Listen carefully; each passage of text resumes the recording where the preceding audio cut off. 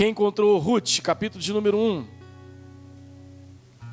Diga amém. Amém. Você pode se colocar de pé? Só para mim entender, quantos aqui já leram o livro de Ruth? Diz assim o capítulo de número 1. Sucedeu que nos dias em que os juízes julgavam, houve uma fome na terra. Pelo que um homem de Belém, de Judá, saiu a peregrinar nos campos de Moabe. Ele e sua mulher e seus 2 filhos. E era o nome deste homem Elimeleque. E o nome de sua mulher, Noemi. E os nomes dos seus filhos, Malom e Quilom, efrateus de Belém de Judá. Vieram aos campos de Moabe e ficaram ali. Morreu Elimeleque, marido de Noemi, e ficou ela com seus 2 filhos, os quais tomaram para si mulheres moabitas, e era o nome de uma órfã, e o nome da outra Ruth, e ficaram ali quase 10 anos.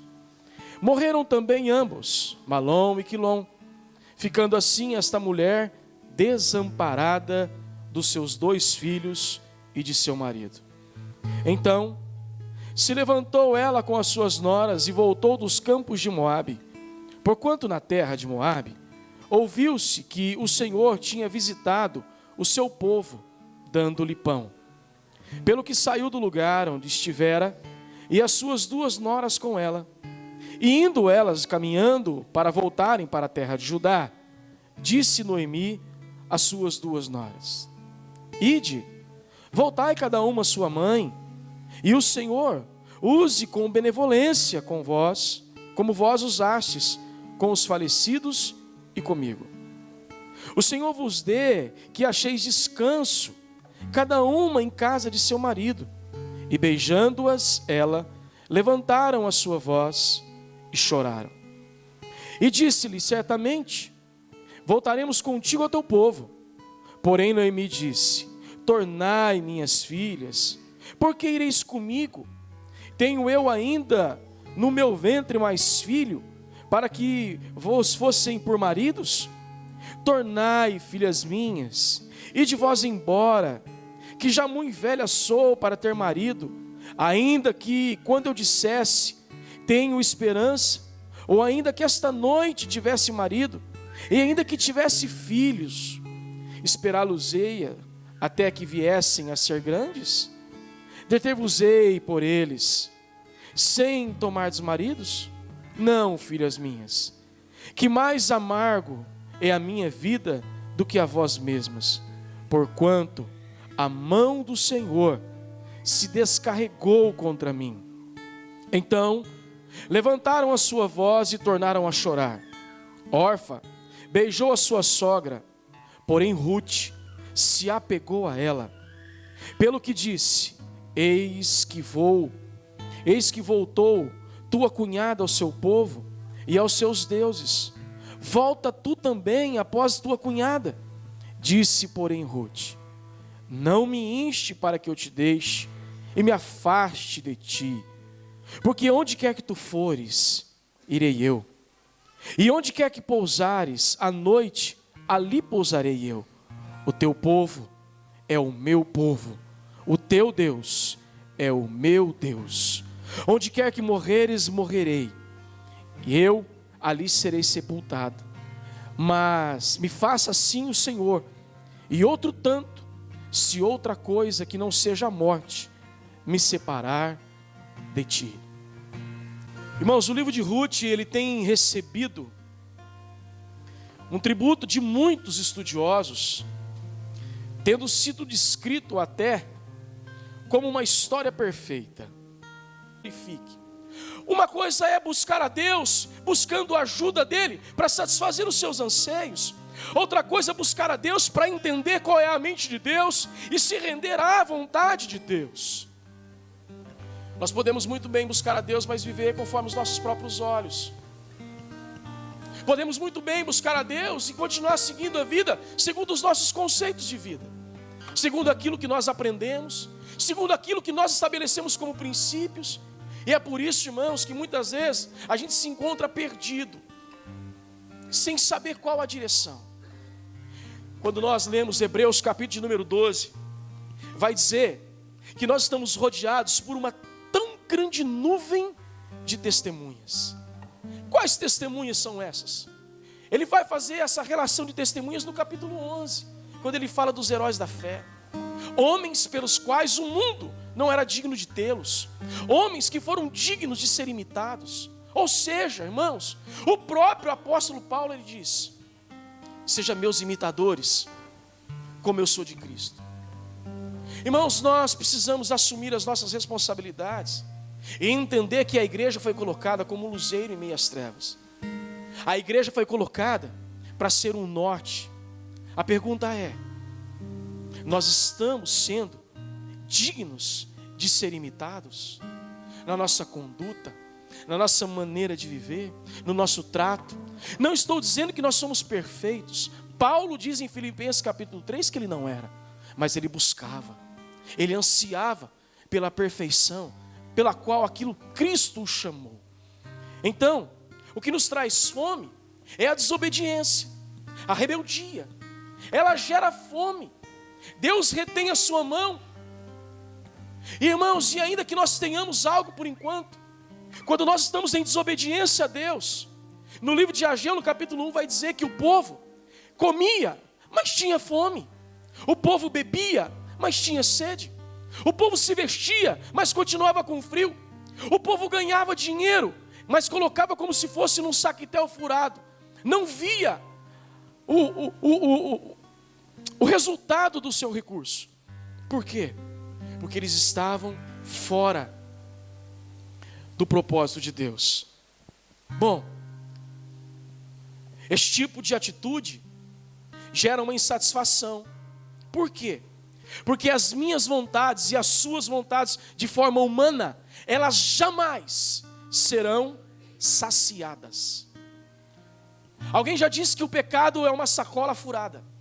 Não tente enchê-la. Aquele que ama o dinheiro, diz a Bíblia, jamais se fartará dele. Sabe o que significa isso? Quem ama o dinheiro, quanto mais tem, mais quer ter. E eu posso trazer essa ideia de poder. Quem ama o poder, quanto mais poder tem, mais quer. Sabe o que significa isso? Que a nossa natureza, ela jamais se satisfará. Nós sempre queremos mais. Nós somos compulsivos por natureza. Há uma natureza humana em nós que nos leva a essa compulsividade. Alguns para a droga, outros para a comida, outros para o dinheiro, outros para o sexo, outros nas compras, outros na aquisição de coisas e de bens. Cada um tem as suas nuances. Mas o fato é que nós precisamos tomar cuidado com essa compulsividade. Significa que nós vamos sempre estar com fome. Romanos 8:5. Os que são na carne, eles se inclinam para as coisas da carne. Mas os que são do Espírito, eles se inclinam para as que são do Espírito. Efésios capítulo 1, versículo 13 vai dizer que aquele que creu na mensagem da cruz, ele recebeu o Espírito. Agora, é notório, irmão, é claro isso, que quando nós recebemos o Espírito, eu já falei isso aqui algumas vezes, quando nós recebemos o Espírito de Deus porque cremos na mensagem do Evangelho, é assim como uma mulher recebe a semente da concepção num ato sexual. É imperceptível, nós não percebemos o momento em que a mulher é fecundada. E muitas vezes nós não percebemos o momento em que recebemos a presença e a habitação do Espírito em nós. Mas há algo progressivo aqui.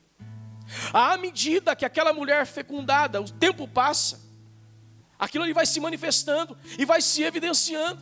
A barriga vai crescendo, o neném vai se desenvolvendo. Assim é a vida espiritual. Logo se entende que uma pessoa que não tem uma mudança de vida, não estou dizendo do dia para a noite, mas uma pessoa que não se coloca em um aspecto de uma vida progressiva, no que diz respeito a deixar o pecado e caminhar com Deus, subentende-se que essa pessoa não recebeu o Espírito Santo.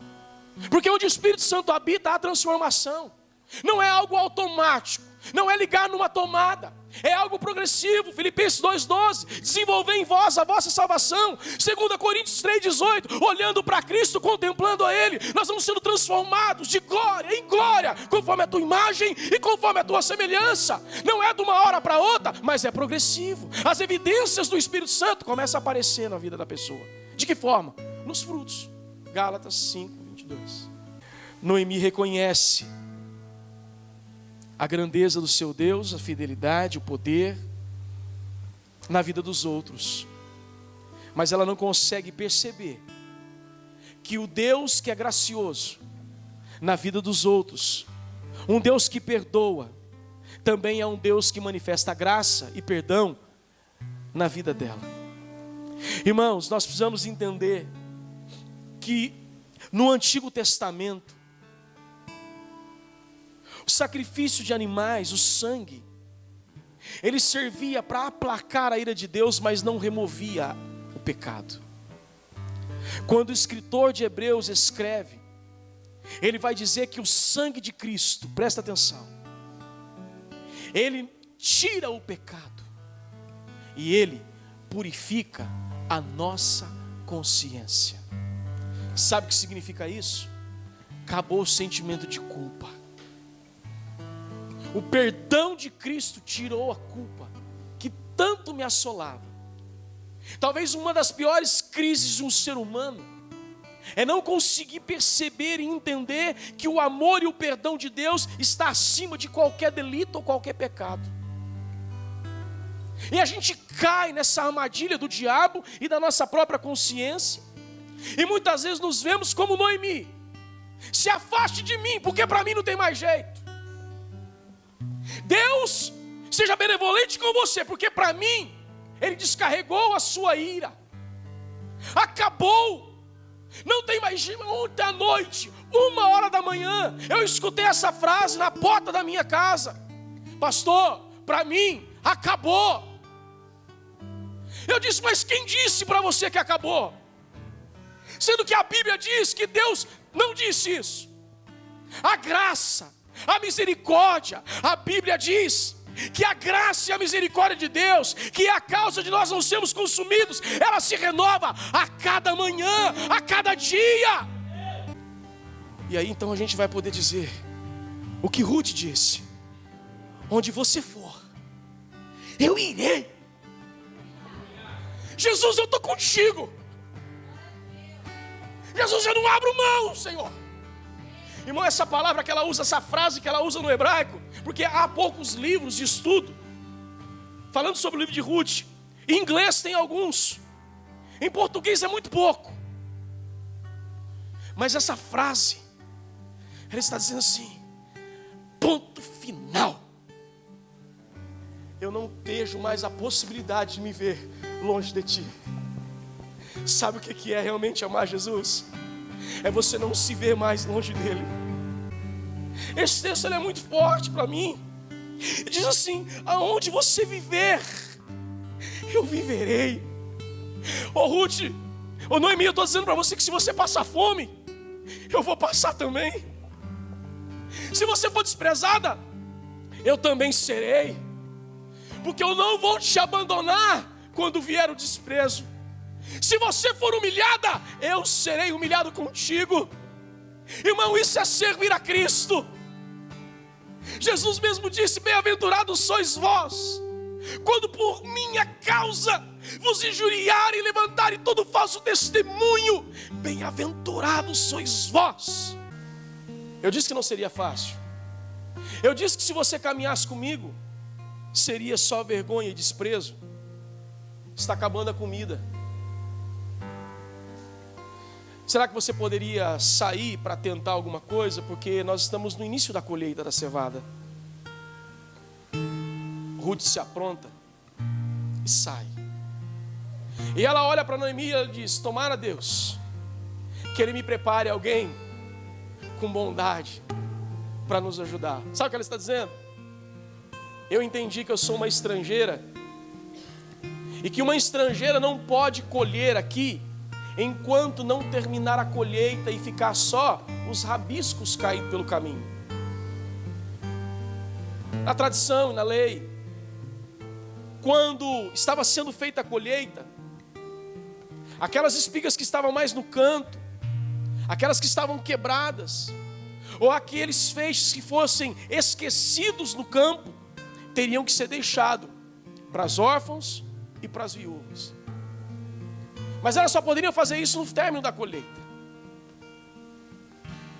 Ruth sabia disso. Só que tem uma coisa que Ruth ainda não tinha experiência com esse Deus da graça. A Bíblia diz que ela foi e entrou num campo e foi colhendo as espigas caídas, deixadas pelo caminho. De repente chega um moço, possivelmente montado num cavalo, e pergunta para os seus servos que estavam trabalhando na sua colheita e diz: quem é aquela moça? Ora, o senhor não sabe quem ela é? Não, essa daí é a Ruth, aquela que abriu mão da sua vida, aquela que abriu mão da sua família, abriu mão de até ter uma outra família, de um marido, de um casamento, de segurança, aquela que abriu mão dos seus deuses, aquela que abriu mão de tudo para cuidar da sua sogra. Ela faz o seguinte: deixe cair de propósito mais espigas para que ela colha. Deixe cair, deixe pelo caminho. E ele chega para ela e diz: olha, eu fiquei sabendo quem você é. Fala uma coisa, filha: não vá colher em outros campos para que ninguém te maltrate. Fica aqui comigo. Coma da comida dos meus servos e beba da água deles. Irmão, você consegue perceber o cuidado de Deus? Como Deus é cuidadoso. Como Deus conduz aqueles que se dispõem a crer nele.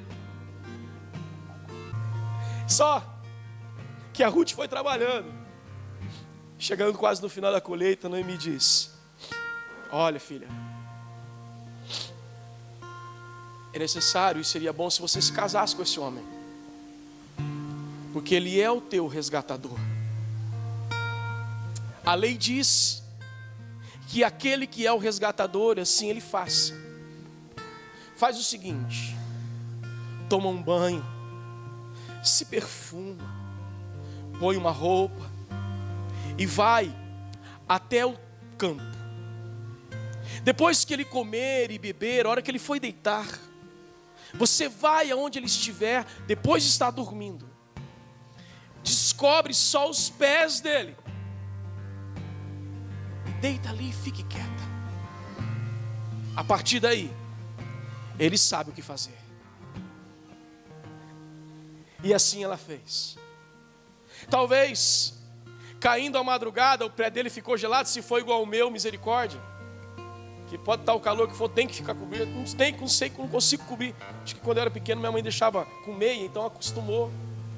Tá o calor que fosse, deixar eu durmo de meia.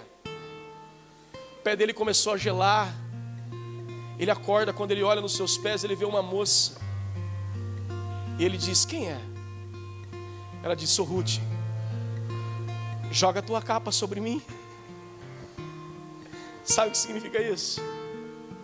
Ao descobrir os pés dele e deitar, ela está dizendo: seja o meu provedor, seja o meu resgatador, seja o meu remidor, seja o meu cuidador, seja o meu noivo, seja o meu marido. Case-se comigo, Boaz. E quando ela diz: joga a capa sobre mim, ela está dizendo: você aceita? A Bíblia diz que ele cata a capa e joga sobre ela.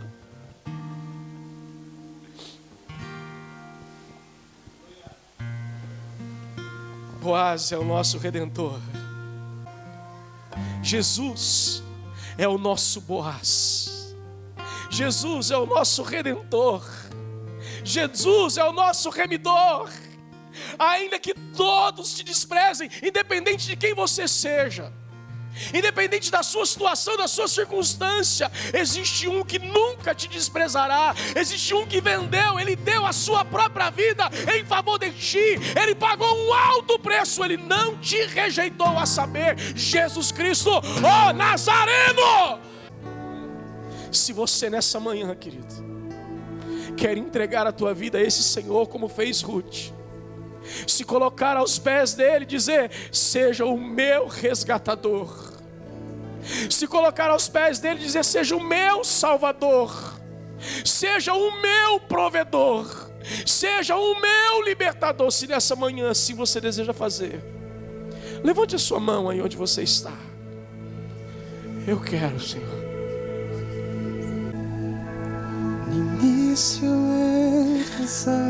Quero chamar os pastores, os líderes do ministério para orar com seus irmãos aqui, por favor. Eu te sirvo.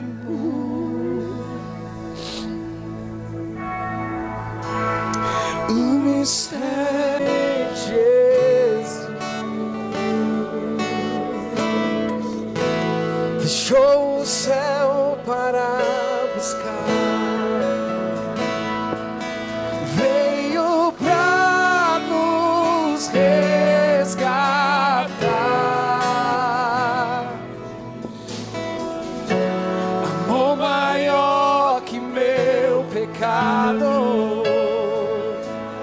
Nada vai nos separar.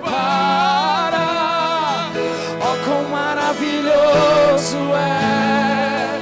Oh, quão maravilhoso é o nome de Jesus. Levante as suas mãos, querido. Oh, quão maravilhoso é! Maior que tudo Ele é. Oh, quão maravilhoso é o nome de Jesus. Oh. Quantos aqui querem dizer assim, ó? Levante a mão se você quiser repetir comigo. Deus, em Cristo, aonde tu fores, eu irei. Como tu viveres, eu viverei. Tu serás o meu Deus, e eu serei o teu povo. Senhor, renova as minhas forças. Não me deixe desistir de ti, Senhor. Sustenta as nossas mãos cansadas. Restabeleça os nossos joelhos trôpegos, Senhor. Continue levantando essa igreja, Senhor, como um atalaia, como servos poderosos nas tuas mãos. Continue, Senhor, usando a vida desses irmãos para saquear o inferno e povoar o céu.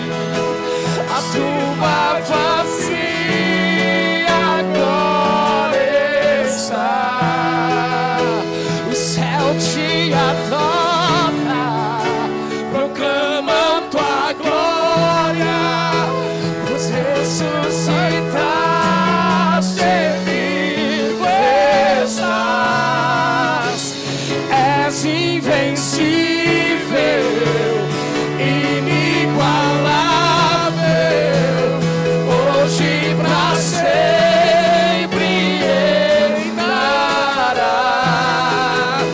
O teu é o reino, tu é a glória, acima de todo nome está.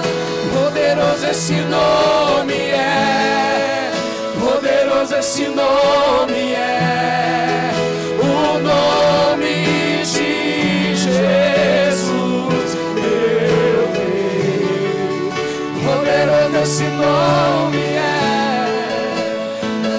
que tempo é, poderoso esse nome é, nome de Jesus, és invencível.